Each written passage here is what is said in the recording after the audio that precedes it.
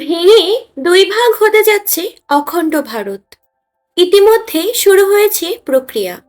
বছরের শুরুতেই এই ভয়ঙ্কর নিউজটি জানিয়েছে দেশটির গণমাধ্যম, তাও আবার বিজ্ঞানীদের বরাত দিয়ে। চাঞ্চল্যকর তথ্যটি ছড়িয়ে পড়েছে ভারতবর্ষে, যা নিয়ে উদ্বিগ্ন নাগরিকরা। কিন্তু কি কারণে হঠাৎ ভারত ভেঙে পড়ার এই সতর্কবার্তা দিয়েছেন গবেষকরা?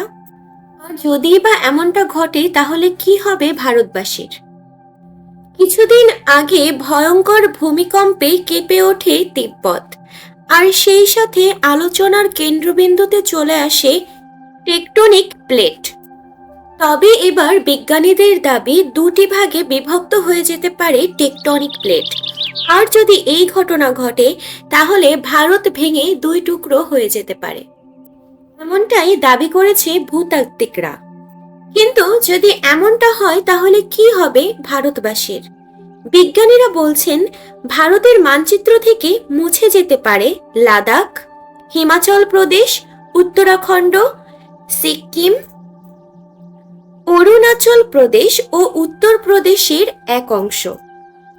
ইতিমধ্যে শুরু হয়েছে যার প্রক্রিয়া।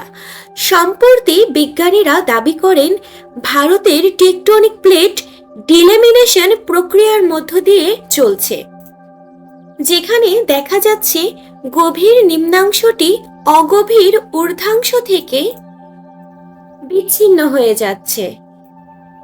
ইউরেশিয়ান প্লেটের সাথে ধাক্কাধাক্কির ফলেই এই পরিস্থিতির সৃষ্টি হয়েছে।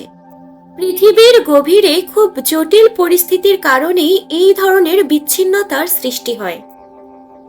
ধারণা করা হয় প্রায় 160 বছর আগে এই গোলমালের শুরু হয় এবং ভারতীয় টেকটনিক প্লেটের সাথে ধাক্কাধাক্কি হয় ইউরেশিয়ান প্লেটের। ভারতীয় টেকটনিক প্লেটের একাংশ ইউরেশিয়ান প্লেটের নিচে ঢুকে যায়, ফলে ইউরেশিয়ান প্লেট উপরে উঠে যায় এবং ভারতের টেকটনিক প্লেটের এক অংশ রয়ে যায় ইউরেশিয়ান প্লেটের নিচে।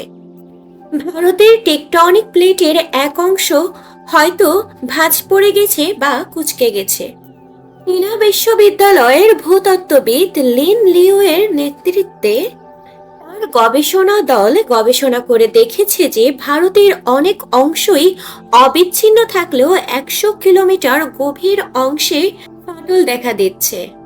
সময়ের সঙ্গে সঙ্গে এই ফাটল বরাবর দুই ভাগে ভেঙে যেতে পারে দেশ।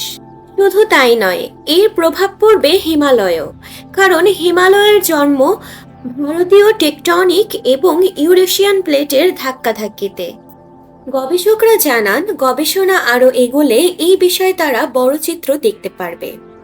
এখন আমাদের চ্যানেল বিনোদন 24 ঘন্টা সাবস্ক্রাইব না করে থাকলে সাবস্ক্রাইব করে পাশে থাকা বেল আইকনটিতে প্রেস করে দেবেন। ভিডিওটি ভালো লাগলে একটি লাইক দিয়ে সাথে থাকবেন। ধন্যবাদ বিনোদন 24 ঘন্টা।